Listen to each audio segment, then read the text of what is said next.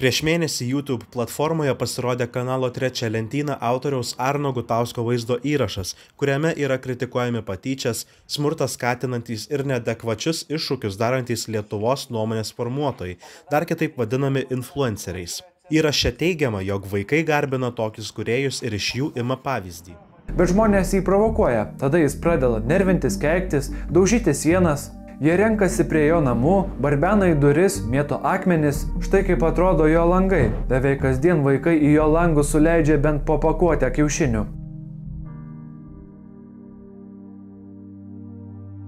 Pro sudžiuvusius kiaušinius žmogus jau nebemato dienos šviesos. Influencerės Dinaros Vilčinskytės teigimu, socialiniai tinklai vis darosi pavojingesni.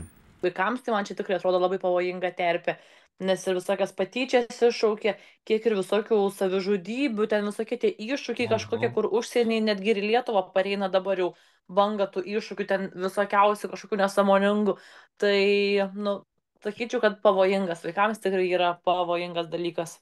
Mokyklose taip pat yra pastebimas neadekvataus elgesio proveržis. Pats tas faktas, kad darau kažką blogo kitam, filmuoju ir keliu. Ne? Vien jau tas pavyzdys veikia, kad va taip čia yra gerai. Tai šito tikrai yra ir, sakyčiau, nuo to viskas ir prasideda. Ten toliau tie konkretūs pavyzdžiai net pasidaro nesvarbus, nes jų yra labai daug. Atsakyti tiksliai, dėl ko nepilnamečiai žiūri morališkai degradavusi turinį, yra nelengvai įkandamas riešutėlis. Parašykit žmonės, ar norit pažvengti, kas norit pažvengti, visi parožė.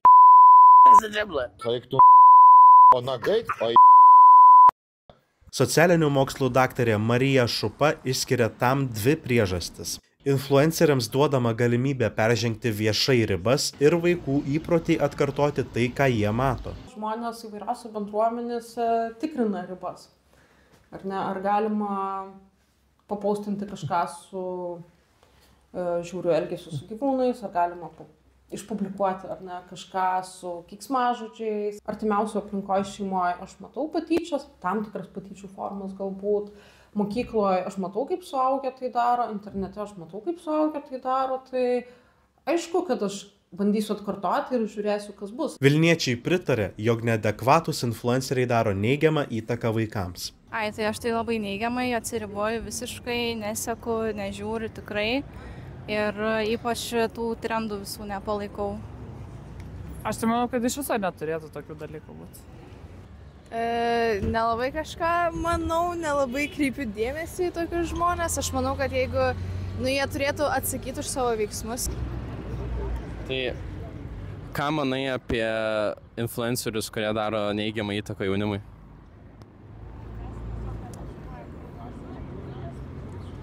Ar manai, kad jie turėtų būti draudžiami, baudos, kalėjimai?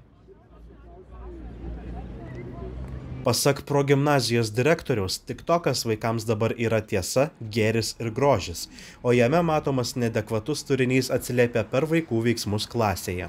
Bet toj pačioj pamokoj žmogus, kuris elgiasi kažkaip tai virtualioje erdvėje, jisai būna pakankamai dažnai, kad perkelia tą savo patirtį ir į realią erdvę.